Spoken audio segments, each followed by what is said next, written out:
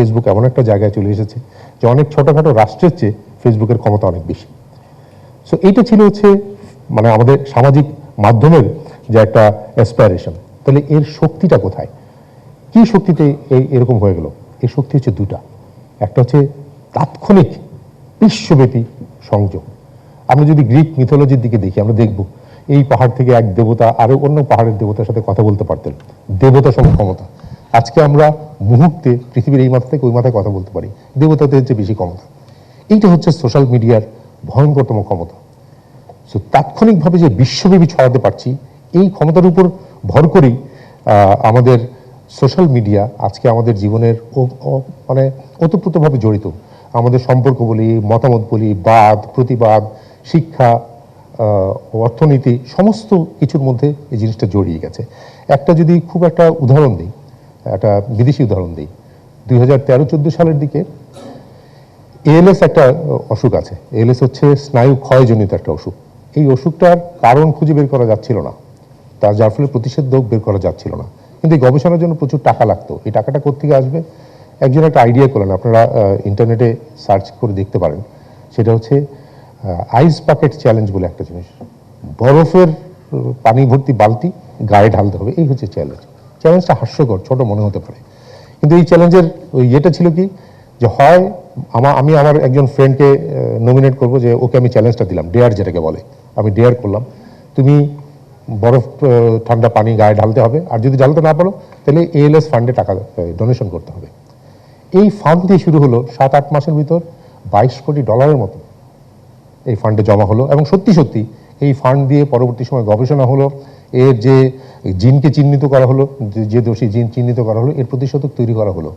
সামাজিক মাধ্যমে এটা একটা খুব স্ট্রং একটা উদাহরণ দেখা যায়।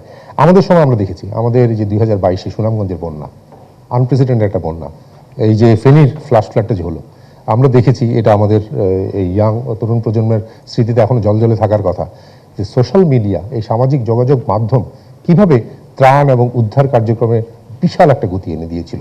কিন্তু প্রত্যেক প্রযুক্তি, আমরা জানি প্রযুক্তি যখন আসে, একটা প্রযুক্তি ও সমস্যা সমাধানের প্রতিজ্ঞা নিয়ে আসে, কিন্তু তার অপব্যবহারও সম্ভব। আজকে যে নোবেল প্রাইজ দেওয়া হয় যার জন্য, যার নামে, আলফ্রেড নোবেল, উনি বিখ্যাত হয়েছিলেন ডিনামাইট আবিষ্কারের জন্য।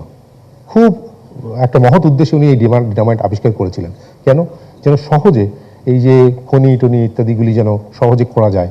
পাহাড়, এই ডিনামাইট দিয়ে পাহাড় ভেঙে সারা পৃথিবীতে লক্ষ লক্ষ কিলোমিটার রাস্তা তৈরি হয়েছে। এত মহৎ একটা জিনিস। অথচ এই নোবেল সাহেব জীবনের শেষ দিকে এসে তাকেও একটা উপাধি পেতে হয়েছিল, বলা হচ্ছিল মার্চেন্ট অফ ডেথ, মৃত্যুর সওদাগর। কারণ এই ডিনামাইট এর অপব্যবহার করে ততদিনে যুদ্ধ বিগ্রহের মধ্যে এর প্রভাব শুরু হয়েছিল এবং লক্ষ লক্ষ মানুষ মারা গিয়েছিল। প্রযুক্তির অপব্যবহারের আমরা এখন আজকে অনেক রকমের কথা উঠে আসছে, বিশেষ করে সোশ্যাল মিডিয়া অপব্যবহারের অনেক ধরনের কথা উঠে এসেছে। আমরা যে ধরনগুলো প্রধানত দেখি, সবচেয়ে বেশি কমন দেখি, তার মধ্যে একটা হচ্ছে মানুষের মানহানি, অপমানকর করা, এটা একটা জিনিস আসে। একটা আসে হচ্ছে আর্থিক প্রতারণা ধরনের জিনিস খুব বেশি আসে। আর আসে হচ্ছে ঘৃণা বা সহিংসতা, উস্কানিমূলক। এই তিনটা ধরন আমরা দেখে থাকি সবচেয়ে বেশি পরিমাণে এসে থাকে। আমরা যদি মানুষের মানহানির একটা সুন্দর উদাহরণ দিই, আবার এটাও 2012-13 সালের দিকে মনে হয়, জাস্টিন সাকো একজন ভদ্রমহিলা ইংল্যান্ড থেকে যাচ্ছিলেন, তার পেশাগত কাজেই যাচ্ছিলেন সাউথ আফ্রিকা। উনি লন্ডনে এয়ারপোর্টে বসে অপেক্ষা করছেন, অপেক্ষা করতে করতে উনি টুইটারে খুব কৌতুকমূলকভাবে একটা লাইনের একটা পোস্ট দিয়েছিলেন, যে পোস্টটা আমি হুবহু মনে নাই, অনেকটা এই রকমের, যে আমি একজন শ্বেতাঙ্গ যাচ্ছি আফ্রিকায়, 8 স্টেটস বাদিয়ে বসবো না তো। এইরকম একটা ছোট্ট নিরীহ টাইপের একটা ইয়ে ছিল, যেটা তার ওনার টুইটারেও তখন অনেক যে ফ্রেন্ড ছিল তা না, 300-400 মতো ফ্রেন্ড ছিল। এটা বলে উনি প্লেনে উঠে গেলেন। ওনার ফ্লাইট ছিল 11 ঘন্টা, এই 11 ঘন্টা ওনার কোনো কানেকশন ছিল না। অথচ এই 11 ঘন্টায় ওনার ফ্রেন্ডদের মধ্যে থেকে কেউ এটাকে পাবলিক করলো, এটা আস্তে আস্তে ভাইরাল হয়ে গেল, সারা পৃথিবী জুড়ে আধাবেলা বিশাল রকমের তর্ক হয়ে গেল এবং লোকজন হিসাব করা শুরু করলো এই ফ্লাইটটা কি ল্যান্ড করেছে কিনা, কখন ল্যান্ড করবে। বাই দ্য টাইম উনি ল্যান্ড করে দেখলেন সাংবাদিক সহ বিশাল একটা ব্যাপার স্যাপার তার ওখান যেন ওয়েট করছে।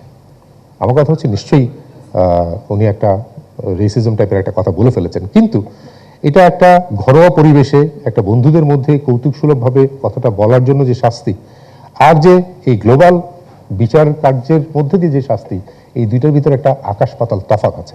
সো মানহানির এই ব্যাপারটা out of scale, out of proportion blow হয়ে যেতে পারে ইয়ের মধ্যে। আমরা আর্থিক অপব্যবহার বলার আমার দরকার নেই, প্রতিদিনই আমরা দেখি আমাদের বড় বড় ডেস্টিনির হয়েছে, ইভেলির হয়েছে, এরকম বড় বড় আর্থিক প্রতারণার ব্যাপার ঘটেছে। আমরা ইয়ের কথা আসছে, রামুর কথা আসছে, কুমিল্লার কথা আসছে, সাম্প্রদায়িক সহিংসতা আমরা দেখেছি। আর জুলাই 24-এর পরবর্তী সময় আবার সবার স্মৃতিতে জল আমি আর বলতে চাই না যে আমরা দেখেছি কীরকম একটা নেগেটিভ একটা ইম্প্যাক্ট ইয়ে।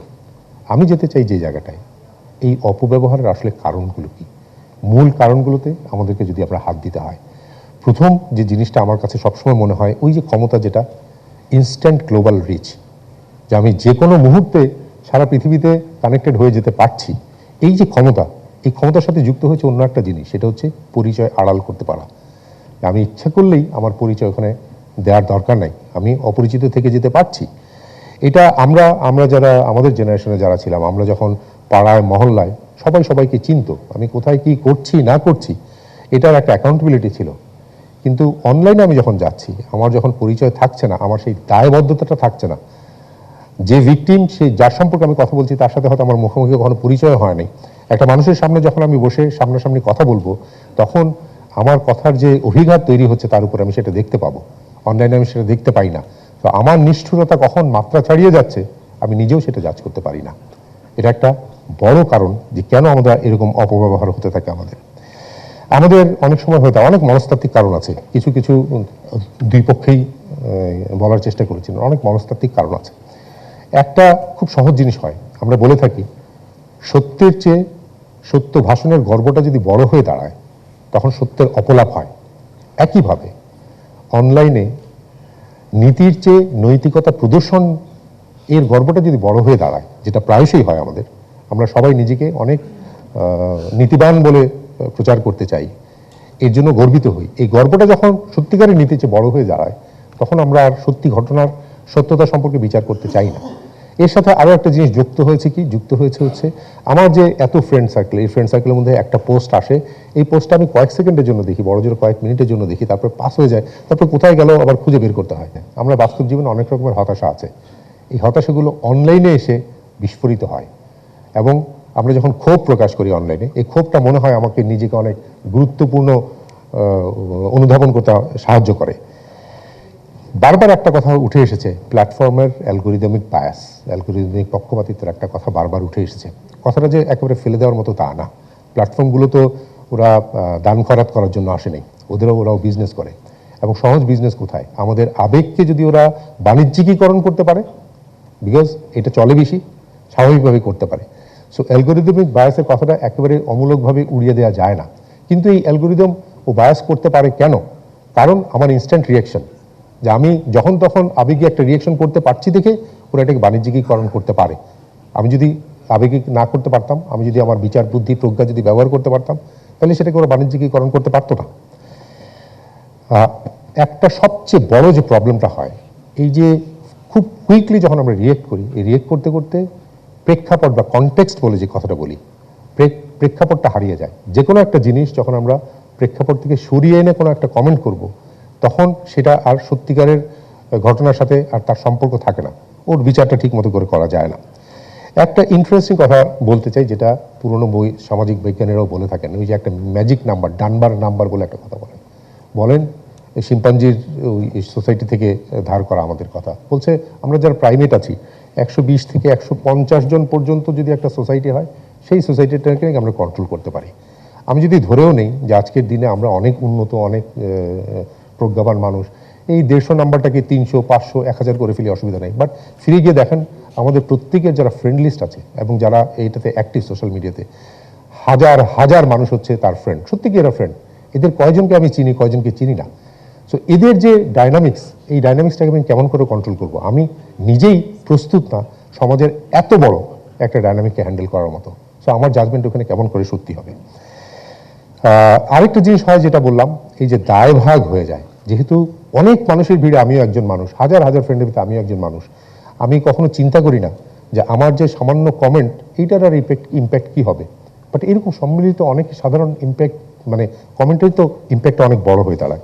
আর এছাড়া যে জিনিসটা আমি আলোচনা করিনি সেটা হচ্ছে পরিকল্পিতভাবে যারা অপব্যবহার করে থাকেন তারা কি করেন। আমি এতক্ষণ যে বললাম এই দুর্বলতাগুলিকেই তারা ব্যবহার করে পরিকল্পিতভাবে ব্যবহার করতে থাকেন। তাহলে আমাদের আসলে করণীয় কী বা আমরা করি কি? যে দেশেই যাদের কথাই বলি, বিতার্কিকরাও বলেছেন, প্রথম কথা বলি হচ্ছে আমরা আইনের কথা বলি। আমরা যদি দেখি সম্প্রতি আমাদের দেশে এর সম্পর্কিত যে আইনগুলো অনেক পরিশীলিত হয়েছে, কোনো সন্দেহ নাই, কিন্তু সারা পৃথিবীতে সমস্ত আইন যদি আমরা একসাথে করেও দেখি তাহলে দেখব যে আমরা যে সমস্যাটা নিয়ে কথা বলছি এই সমস্যাটার সমাধান আইনে সুস্পষ্টভাবে করা সম্ভব নয়। উদাহরণ কোথায়? উদাহরণ হচ্ছে আমরা বলি হচ্ছে হেট স্পিচ, আমরা বলি হচ্ছে উস্কানিমূলক কথা। এটা আমি আইনে কেমন করে ডিফাইন করব সুস্পষ্টভাবে? This remains open for interpretation, যে আমি কেমনভাবে নিচ্ছি, কতটুকু কথাটাকে আমি ঘৃণা বলবো আর কতটুকু কথাটাকে ঘৃণা বলবো না। কিরণ ভাই একটা কথা বলার চেষ্টা করছিলেন, এই যে বাক স্বাধীনতা, মত প্রদানের স্বাধীনতা। আমরা সবাই সারা পৃথিবীতে সবাই বলি বাক স্বাধীনতা থাকা উচিত অবশ্যই, কিন্তু সাথে তো এটাও বলি যে বাক সংযম একটা জিনিস থাকা উচিত। কিন্তু সংযম কতটুকু সংযম এটা সাবজেক্ট টু ইন্টারপ্রিটেশন, যার ফলে শুধু আইন দিয়ে এটা করা যাবে না। তার উপর আছে কি আইন প্রয়োগের ব্যাপার আছে। আইন যারা প্রয়োগ করবেন ওনাদেরও একটা ইন্টারপ্রিটেশনের ব্যাপার আছে, ওনারা কিভাবে ইন্টারপ্রেট করছেন। আমরা প্রাতিষ্ঠানিক ব্যবস্থার কথা বলে থাকি, ওইখানে বিটিআরসি টেকনিক্যাল এবং প্রাতিষ্ঠানিক ব্যবস্থার একটা অংশ। প্রাতিষ্ঠানিক ব্যবস্থাও কিন্তু যথেষ্ট ব্যবস্থা রাখা হয়েছে। এই ব্যাপারে যদি কোনো অপরাধ করা হয়, অনলাইনে কোনো যদি অপরাধ করা হয়, এই জন্য প্রথম যে এজেন্সি যেটা এটা দেখবে ওটা হচ্ছে ল এনফোর্সমেন্ট এজেন্সি, যারা আমরা বলি আইন শৃঙ্খলা রক্ষাকারী বাহিনী, পুলিশ বা এই ধরনের যারা বাহিনী আছেন। এবং ওনাদের আমি সবাইকে ইয়ে করবো, এরকম যারা ভিকটিম আছেন আপনারা বা আপনাদের পরিচিত ভিকটিম, ওনাদেরকে আপনারা এই উপদেশ দেন যে প্রথমেই ওনারা যাওয়া উচিত হচ্ছে আইন এলিয়ে ল এনফোর্সমেন্ট এজেন্সি যারা আছেন। এরপরে আমাদের ন্যাশনাল সাইবার সিকিউরিটি এজেন্সি আছে হচ্ছে বিটিআরসি আছে, অফকোর্স বিটিআরসিও আছে। আপনারা যদি ইনস্ট্যান্টলি রিচ করতে চান একটা ইমার্জেন্সি নাম্বার যেটা আছে 999, এটার জন্য প্রয়োজনীয় জিনিস। নারী ও শিশুদের জন্য 109 একটা আছে। ইভেন আরও একটা শুধু নারীদের জন্য একটা পুলিশের একটা বিশেষ ওয়েবসাইট এবং বিশেষ একটা বাহিনী আছে, ওনারা বলে থাকেন police cyber support for women. ও একটা ওয়েবসাইট আছে, ওখানে নাম্বার দেওয়া আছে, এগুলি প্রাতিষ্ঠানিক ইয়েগুলো আছে। কারিগরি ব্যবস্থার জন্য যদি আসি, কন্টেন্ট মডারেশনের ক্ষেত্রে বিটিআরসি নামটা বারবার আসে, তবে এইখানে সামান্য একটু ভুল বোঝাবুঝিও আছে। এটা বুঝতে হবে বিটিআরসি হচ্ছে একটা টেকনিক্যাল ইন্ডাস্ট্রি রেগুলেটর, ওর কাজ পুলিশিং না। সো বিটিআরসি পুলিশিং করে না, প্রথম কথা হচ্ছে এটা। তার মানে কি, এর কথাটা মানে কি? মানে হচ্ছে যখন এরকম কোনো একটা অপরাধ হয়, এই অপরাধগুলি প্রথমে যায় হচ্ছে ল এনফোর্সমেন্ট এজেন্সি যারা আছেন ওনাদের কাছে যায়, সাইবার সিকিউরিটি এজেন্সির কাছে যায়। ওনারা আমাদেরকে বলেন যে এই জিনিসগুলো হচ্ছে অন্যায়। তখন আমরা সেটার উপরে টেকনিক্যালি এটা বন্ধ বা মডারেশনের ব্যবস্থা করে থাকি, শুধু একটা জিনিস ছাড়া, সেটা হচ্ছে দুইটা জিনিস ছাড়া। একটা হচ্ছে নুডিটি এমন একটা জিনিস যে এটা আমাদের কারোর জাজমেন্টের দরকার নেই, আমরা সবাই নিজেরাই জাজ করে ফেলতে পারি। আর হচ্ছে জুয়া, এটাও আমরা নিজেরাই জাজ করে ফেলতে পারি। এই দুটো ছাড়া বাকি যেগুলি আছে আমরা আইন শৃঙ্খলা রক্ষাকারী বাহিনী ওনাদের যারা জাজ করার কথা ওনাদের জাজমেন্টের জন্য আমরা ওয়েট করে থাকি। আমি যদি ছোট্ট একটা এর ভয়াবহতা বোঝানোর জন্য ছোট্ট একটা এক্সাম্পল দিই, 2025-এর অ্যাকাউন্টেবিলিটি যদি আমি বলি, 2025 সালে অ্যালোন জানুয়ারি থেকে ডিসেম্বর পর্যন্ত আমরা এই যে ম্যালিশিয়াস কন্টেন্ট বা অপরাধমূলক যে কন্টেন্ট আছে জুয়া ছাড়া, প্রায় 20,000 কন্টেন্ট বন্ধ করার ইয়ে করেছি, 20,000। এর পাশাপাশি জুয়ার জন্য আরও 26,000 আমাদেরকে বন্ধ করতে হয়েছে। এরকম ভয়াবহ একটা অবস্থা, যে তাও যেগুলি হচ্ছে রিপোর্টেড হয়েছে। আমি শিওর রিপোর্টেড ছাড়াও এর বাইরে অনেক রয়ে গেছে। সবচেয়ে বেশি কার্যকরী যে অবস্থাটা আমাদের নেওয়া উচিত, সেটা সামাজিকভাবে এবং রাষ্ট্রীয়ভাবে নেওয়া উচিত, সেটা হচ্ছে ফ্যাক্ট চেকিংয়ের ব্যবস্থা। একটা রিউমারকে সবসময় কাউন্টার ন্যারেটিভকে যদি কাউন্টার ন্যারেটিভে তৈরি করি, তাহলে এটা একটা কার্যকরী ব্যবস্থা হতে পারে। আমাদের দরকার হচ্ছে আসলে সামাজিক পদক্ষেপটা সবচেয়ে বেশি দরকার। কোথায়? সচেতনতা তৈরি। আমরা সবাই এক বাক্যে স্বীকার করব, একে হচ্ছে প্রাতিষ্ঠানিক শিক্ষা, সামাজিক শিক্ষা, পারিবারিক শিক্ষা, এগুলির অনেক গুরুত্ব আছে। সচেতনতার প্রতি আমি বিশেষভাবে এটাকে হাইলাইট করতে চাই এই জন্য, আর যত পদক্ষেপের কথাই বলি, কোনো পদক্ষেপই সম্পূর্ণভাবে কার্যকরী হবে না, সচেতনতা যতটা হবে। তার একটা প্রমাণ দিই আমি, উদাহরণ হিসেবে সম্প্রতি প্রমাণ দিই। আমরা ডিপ ফেক ভিডিওর কথা জানি, একটা মিথ্যা ভিডিওর কথা জানি। বিশেষ করে জুলাই অভ্যুত্থানের পর থেকে পরবর্তী সময়ে আমরা এর তাণ্ডব দেখেছি।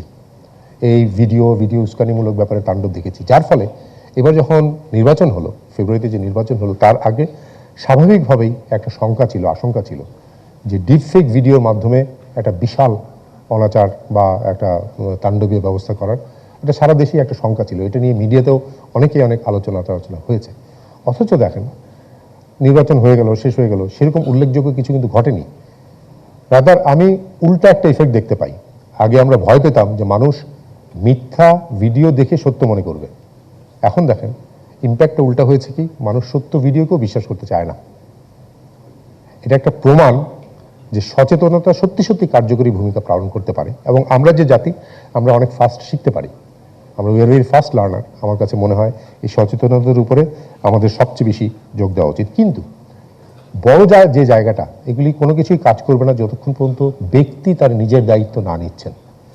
ব্যক্তি যেন নিজের দায়িত্ব নেন, তার জন্য আমি অন্য একটা কথাও বলি, আবার আমি বলেছি, আমাদের জেনারেশনে আমরা যখন তরুণ ছিলাম, যে কোনো জেনারেশনে তরুণ জন্মে অনেক রকমের ভুলভ্রান্তি হয়, আমরা অনেক ভুলভ্রান্তি করেছি।